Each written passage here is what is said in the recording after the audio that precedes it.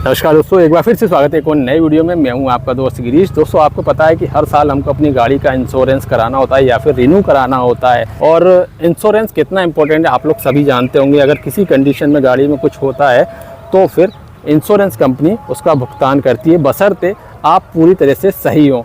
सही से मतलब ये है कि आपके पास वैलिड ड्राइविंग लाइसेंस हो, वो एक्सपायर नहीं हो गया हो। इसके अलावा भी बहुत सारी चीज़ें हैं जो कि आज की वीडियो में आपको बताऊंगा कि किन कारणों से इंश्योरेंस कंपनी आपका इंश्योरेंस क्लेम नहीं देती है। जनरली आपको पता ही है कि लाइसेंस नहीं है आपके पास तो भी क्लेम नहीं मिलेगा, या फिर और भी चीज़ें हैं जो कि मैं वीडियो में बताने वाला हूँ। तो वीडियो को अंत तक जरूर देखिएगा ताकि ऐसी सिचुएशन आपके साथ ना बने। यानी कि इंश्योरेंस होने के बावजूद आप ये ना सोचें कि इंश्योरेंस कंपनी क्लेम दे देगी, हमारी गाड़ी की जो टूट फूट है वो भरपाई करेगी। लेकिन अगर आपकी गलती है तो फिर कंपनी क्लेम रिजेक्ट कर सकती है, ये उसके पास पावर है। तो सबसे पहली जो चीज़ है वो मैं आपको बता रहा हूँ, वो तो है लाइसेंस। अगर आपके पास वैलिड ड्राइविंग लाइसेंस है तब आप गाड़ी को ड्राइव कर रहे हैं और अगर एक्सीडेंट हुआ है या कुछ गाड़ी में नुकसान हुआ है तो इंश्योरेंस कंपनी बिल्कुल भरपाई करेगी। लेकिन अगर आपके पास वैलिड लाइसेंस नहीं है, जैसे कि मान लीजिए आपके पास 2 व्हीलर का लाइसेंस है और आप चला रहे हैं 4 व्हीलर, या फिर आपके लाइसेंस की जो डेट है वो एक्सपायर हो चुकी है और वो रिन्यू नहीं है, तब भी इंश्योरेंस कंपनी भुगतान नहीं करेगी। इसके अलावा आपने अगर रॉन्ग साइड आके किसी गाड़ी को ठोका है या फिर आपकी गाड़ी किसी गाड़ी से डैमेज हुई है तो भी इंश्योरेंस कंपनी क्लेम नहीं कर देती है। इसके अलावा गाड़ी में आपने अगर कोई मॉडिफिकेशन करा रखे है, इंटरनल या फिर एक्सटर्नल। अब मान लीजिए एक्सीडेंट के केस में तो ऐसा होता है, मान लीजिए आपने चौड़े टायर लगवा रखे हैं या कुछ और मॉडिफिकेशन करवा रखे हैं, जैसे कि कैरियर वगैरह लगवा रखा है, तो भी इंश्योरेंस कंपनी क्लेम नहीं देती। इसके अलावा मान लीजिए आग वगैरह से गाड़ी में हानि होती है, गाड़ी में आग लग जाती है और आपने कुछ एक्सेसरी लगवा रखी है इलेक्ट्रॉनिक, तब भी इंश्योरेंस कंपनी क्लेम नहीं देगी।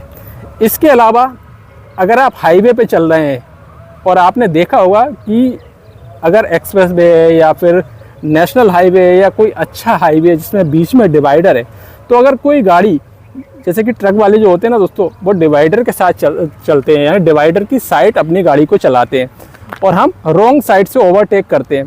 तो अगर आप रॉन्ग साइड से ओवरटेक कर रहे हैं तब भी कुछ कंडीशन में जो इंश्योरेंस कंपनी है वो क्लेम नहीं देती है। तो हमेशा कोशिश कीजिए जब भी आप हाईवे पे चल रहे हैं तो राइट साइड से ही ओवरटेक करें। लेकिन आपने देखा हो 90% केसेस में ऐसा पॉसिबल नहीं हो पाता और मजबूरी में हमको लेफ़्ट साइड से ही ओवरटेक करना होता है, जिसका फ़ायदा इंश्योरेंस कंपनी उठाती है दुर्घटना होने पे।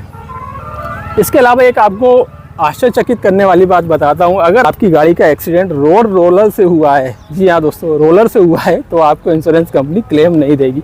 अब उसके पीछे के लॉजिक कई सारे, जैसे कि रोलर की जो स्पीड होती है वो 5-6 किलोमीटर पर आवर की होती है। अब वो गाड़ी इतनी धीरे चल रही है, उसके बावजूद भी आप एक्सीडेंट कर रहे हैं तो आपको इंश्योरेंस कंपनी इंश्योरेंस का क्लेम नहीं देगी।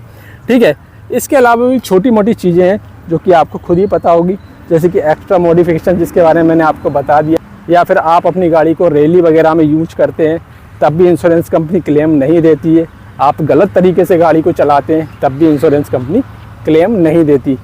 साथ में आप अपनी गाड़ी को कमर्शियल व्हीकल के रूप में यूज कर रहे हैं, जैसे कि आप देख रहे हैं ये प्राइवेट व्हीकल है और आप यूज कर रहे हैं इसको सवारी वाहन के रूप में, तब भी इंश्योरेंस कंपनी क्लेम नहीं देगी।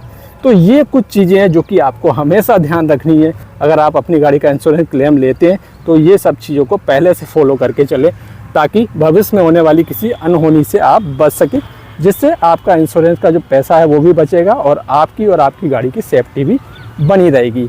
उम्मीद है जानकारी पसंद आई होगी। अगर वीडियो पसंद आए तो वीडियो को लाइक जरूर कीजिए, शेयर जरूर कीजिए। चैनल को सब्सक्राइब नहीं किया तो सब्सक्राइब करना ना भूलिएगा। धन्यवाद।